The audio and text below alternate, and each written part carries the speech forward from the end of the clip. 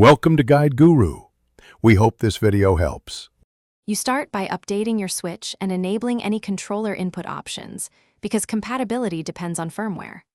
Once done, pick a quality USB adapter or a powered USB hub that explicitly supports keyboard and mouse. Make sure the console is in the dock and powered off briefly, then plug the adapter into a rear USB port and attach your keyboard and mouse. This sequence prevents hot swap issues and ensures the system recognizes devices on startup.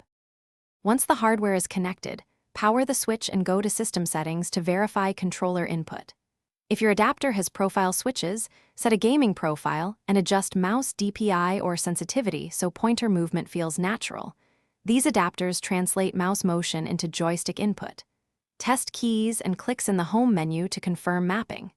If input is laggy, change the adapter polling rate or use a powered hub. That fixes most recognition and responsiveness issues.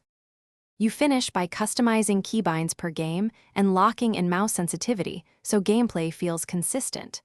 Make sure to prefer wired connections or a powered hub to minimize latency and prevent disconnects during play.